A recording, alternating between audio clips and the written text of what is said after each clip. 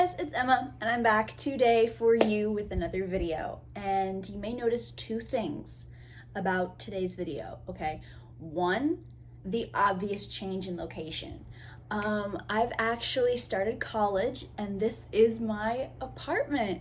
I am currently in the process of making it more homey, because it is a little bit bland, I'm not gonna lie. But I have like a tapestry that I'm gonna put up, and just it's all coming together. So the bookshelf is not gonna be behind me anymore, but I have like a little bookshelf like right here off camera that my parents helped me put together. That's the first thing. And then the second thing is, y'all may have noticed the elaborate outfit that your girl has on today, and that is because today we are reviewing the very first video in my new apartment. We are reviewing The Gods Will Have Blood by Anatole, France. Also, I do apologize if you can hear like cars and everything. I'm literally right next to the road, so it is what it is. The Gods Will Have Blood is about Évariste Gamelin. I don't know if I pronounced that right. If I didn't, I do apologize. But it's about him, and he is very patriotic in the French Revolution's beliefs. We basically watch as he grows more and more power hungry and like justice hungry and very fanatical in what he believes, and you know, all the people that he has encounters with and indefinitely affects. The trigger warnings for this book, I would say, are obviously death, probably torture, and then rape. So, you know, if you are very sensitive to those types of topics, I probably wouldn't pick this up. However, if you aren't sensitive to those types of topics, I think this book is great, right? So this is going to be a spoiler-free review for The Gods Will Have Blood. I will have links to causes that I think you guys should educate yourselves on down below, along with the link for the ambiance that I listened to while reading this.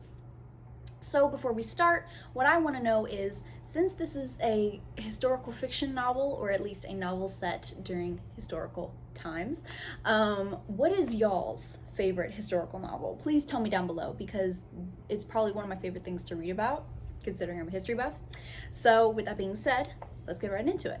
Okay, so the first thing that I really want to point out is the fact that this book is a very strong parallel to the, I guess, Greek myth of Orestes. So if y'all aren't familiar with the Greek myth of Orestes, basically, Orestes was the son of Agamemnon and Clytemnestra. If y'all remember Agamemnon is one of the generals who went off to fight in the Trojan War, and while he was gone, Clytemnestra, his queen, took a lover.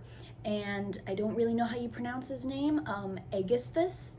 And well, when Agamemnon came back, Clytemnestra and Aegisthus killed him, and then Orestes and his sister Electra were terrified, and so Electra kind of, you know, whispered in his ear and was like, hey, we should plot to kill our mom and you know, her new boy toy, because, you know, what the hell, like, they killed her dad. And so Orestes is like, word, and so he murks both his mother and her boy toy, and the Furies are unleashed upon him because he exacted his own form of radical justice, basically. So we see the parallel between Orestes and Gamelin, because he, you know, he rises up through the ranks of power that the French Revolution places, and we watch him as his mind becomes obsessed with the idea of justice, and him wanting to do anything to get justice, or at least what he deems to be justice.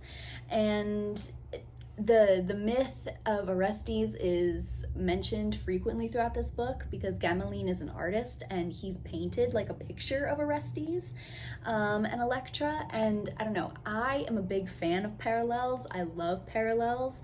I think it's just, I think it's a sign, in my opinion, of really intelligent writing, and I love it so much. You really see through Gamelin via the myth that, you know, power can be extremely dangerous in the hands of somebody that, you know, thinks they can do whatever they want, and, you know, just like the dangers of fanatical justice.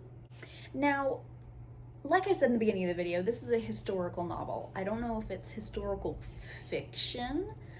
I wouldn't go so far as to, put that out there. I just know that this is set during the French Revolution, and it has like so many things that I learned during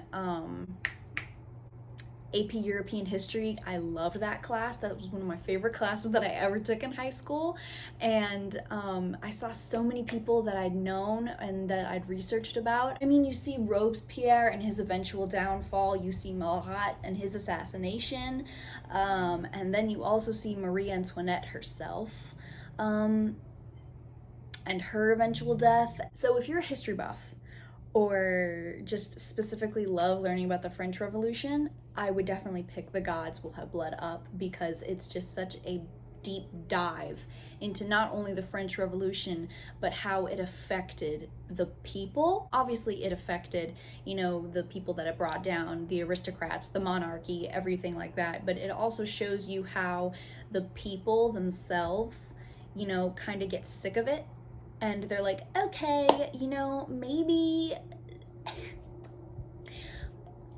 we've had enough, heads rolling all over the place. Maybe it's time to stop, right? Maybe it's time. You never know. The last thing that I want to point out is the fact that this is actually an interesting classic. And I know that sounds horrible, all right? And I admit that. However, sin embargo, personally, a lot of classics that I've read have either just been really stuffy writing, really stiff writing. They've had like a lot of rhetorical stuff that I just don't care to get into, honestly. Or they're just not the entertainment value that I thought they were going to be. However, The Gods Will Have Blood definitely surprised me. The writing isn't stuffy at all. It's actually really quick to get into.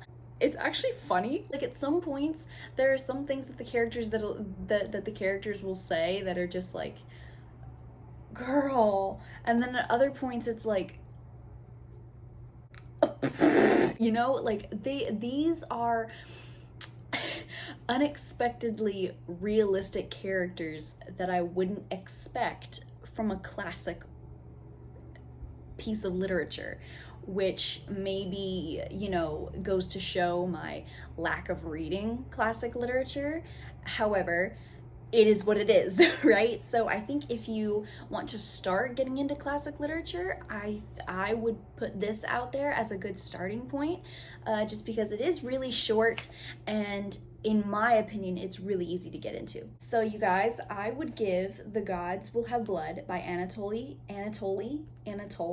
France, 4 stars. All right, I absolutely loved this book. This is probably my new favorite classic, honestly. It gives you all the French Revolution vibes, not only the aesthetic, but it also gives you, a good, like I said, deep dive into how the people themselves thought of it, and, how the tides ebb and flow in regards to public support for the revolution in itself. And like I said, I think if you're a fan of the French Revolution, or like learning about the French Revolution, or if you're a fan of history, or if you like learning about history, I think this book will be great for you. So you guys, that was my spoiler-free review for The Gods Will Have Blood. I hope you enjoyed. I hope that, we can get more videos out in the future. I do apologize for, the big break. However, I was moving in, I'm still getting used to my classes and everything, and because I want to focus more on my classes, the uploading dates may be a little bit more spread out and sporadic. You'll just have to bear with me here. I do apologize, but I think it'll be worth it, because I have been coming up with some really good ideas lately, or at least I think they're good ideas. But either way, I hope you'll stay tuned for the next couple of videos, and I hope that you guys are staying safe and that you have a good rest of your day. Goodbye.